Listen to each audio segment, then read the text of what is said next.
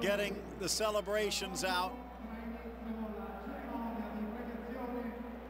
Zanetti, again, not a hair out of place. Leading by example, and for Delio Rossi from Miculi, there will be another day, but not for Palermo.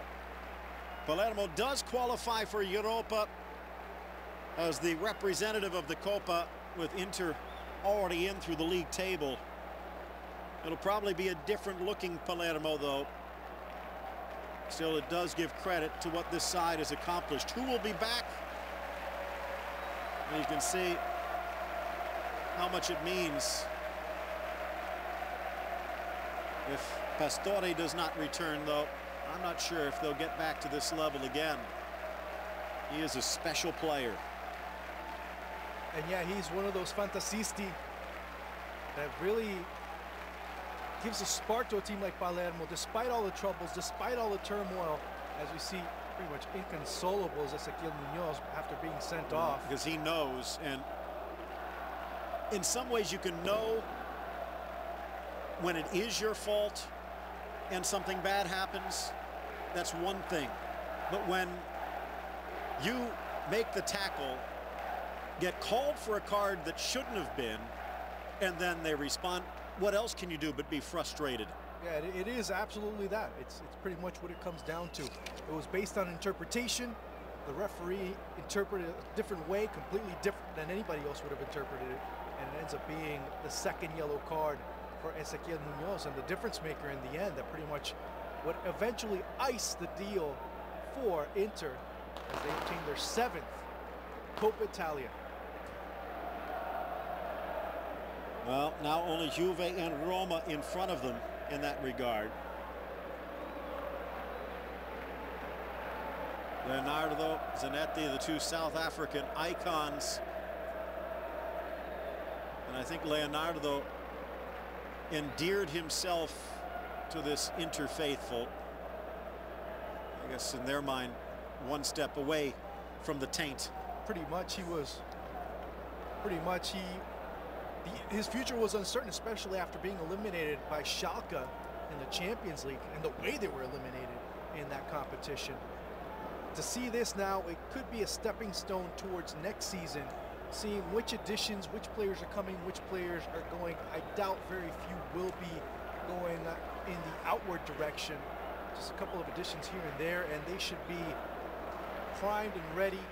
Again, we mentioned before, having Leonardo through a preseason, through the beginning of the season, into the Super Cup and the Serie A, should give them yet again a chance to fight for that Serie A title. And we're talking about fighting for it. They ended up in 2nd place, but it should be a much closer race and a much tougher challenge for Milan as they look to defend the title next season. And you have to give it to Palermo as well. This is a rather lopsided matchup. Now 28 wins all time for Inter, only 5 for Palermo and 18 draws. But Palermo did themselves proud. They dominated the first half.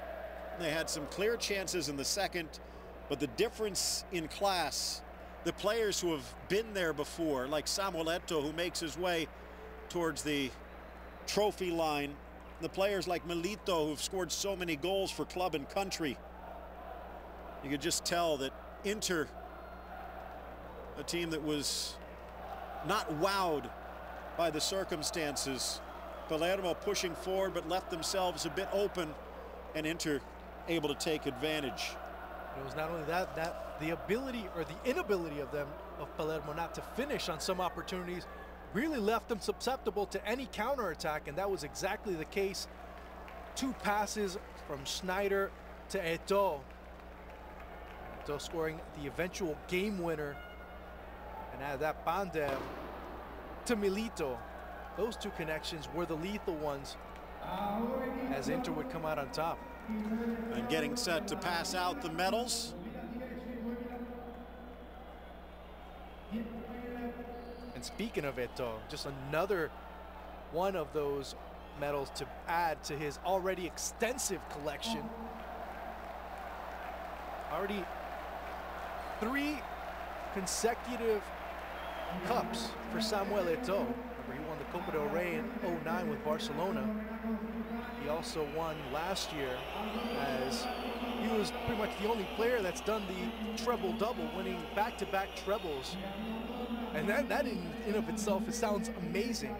Add to the La Liga titles that he earned, the 3 La Liga titles, the Copa del Rey, the Spanish Super Cups, the 2 that he won, excuse me, and the 2 Champions Leagues with Barca, as well as the Champions League with Inter, a Serie A title, on and on and on and on for the all-time leading scorer for the Cameroonian national team. Fabrizio Micoli leading Palermo for the last time. Will it be Pastore in that role next season?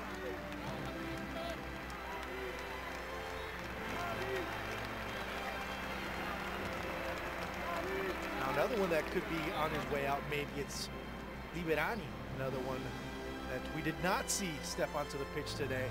A former Lazio man, former Italian international. Who knows what his future has in store as well. So the question marks are abundant, especially when you have Zamparini as your owner. You don't know in which direction the club will take. Hopefully they take a positive from the end of this season and build towards next. Well, the scenes continue. Nice to see. 90 minutes of battle and still plenty of respect. The league president, Mauricio Beretta, is there. Looks like I can see the Federation president, Giancarlo Abete, in that mix as well. They found a way to hand out the medals quicker, just have 6 people do it. I have a feeling Inter is going to want to savor every single one, though. Great game for Sirigu, even in a losing effort. Still, for Palermo players and Palermo fans, nothing to hold your head down to. A great campaign in this tournament, a great run. What a roller coaster ride of a season it's been for Delio Rossi. Gets sacked, only to get called back a month later and replace Cesar Cosmi. And the team really responded in that second stint as coach. Cosmi, a good coach who's had some success in the past, but it just didn't fit. It was Rossi's team. It was Rossi's team. They believed in him.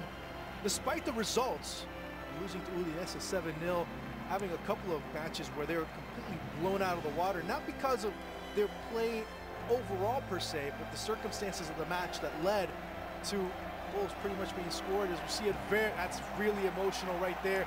Delio Rossi saying ciao to the Rossonero faithful that came and made the trek from Sicily up north. Now again, Zamparini has not ruled out Rossi returning, and I think it goes without saying that it's up to Zamparini to toss out the olive branches.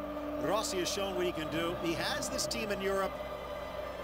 They get to the final by beating AC Milan, and Palermo, if they can keep anything like the quality they had this year, is not going to be going down to Serie B for quite some time. Emilio Morganti and the refereeing crew making their way to the podium, the best of 2010-2011. The only ones to ever get booed when they're receiving their medals. And that's mostly coming probably from the Palermo fans over. The only time they get a cheer is if they slip or the ball hits them. Look at Rossi. He promised his team would fight. He knew Inter, the world champions until yesterday, or the European champions until yesterday, still the reigning world champions. Who says it's just a game? Between that and seeing Eric Abidal raise the cup yesterday, very just powerful images that the beautiful game leaves just ingrained in the collective mindset. That's what's the beauty of this game. That's what brings tears to pretty much the most hardcore fans to the most casual of fans. That's the beauty of this. That's without a doubt why they call it the beautiful game.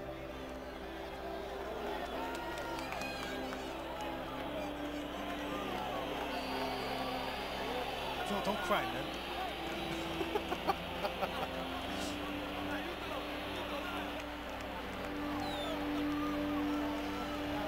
Now to the victors go the spoils. Deserved victors.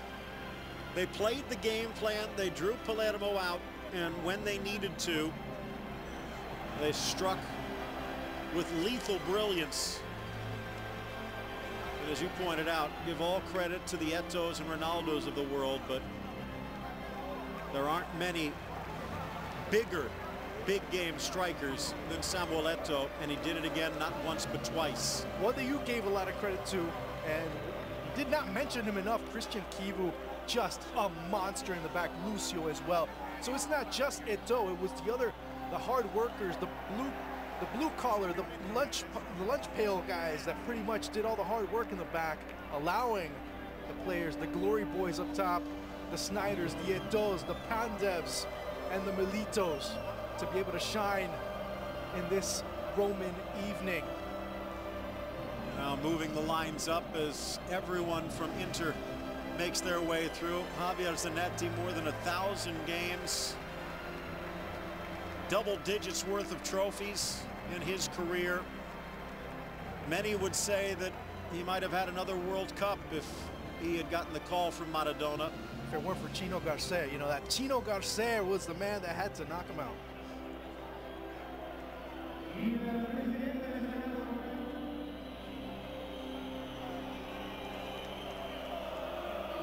And the trophies being handed off for the best player and the champions. Materazzi did not play, but still an emotional leader as he makes his way to the podium. The celebrations in Rome mirrored in Milan, the champions of the Coppa Italia 2011 Internazionale.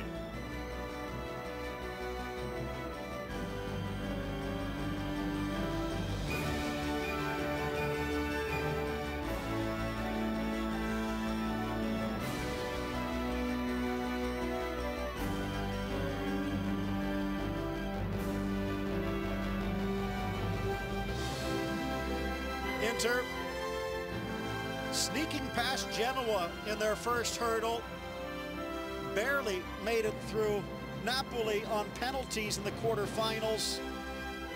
I think they really started to feel they could defend their crown when they came to this stadium and beat Roma on their own home field in the first leg of the semifinals. And then a 1-1 draw at the Giuseppe Meazza was enough to advance to the final against a plucky underdog side, but underdogs nonetheless. They took everything Palermo could throw at them and responded like champions. Inter just phenomenal throughout this tournament, the most solid one without a doubt. That's why they came up with the silverware. Congratulations to Inter. Congratulations to all Inter fans as well. Celebrate this trophy, the 7th one in your rich and glorious history.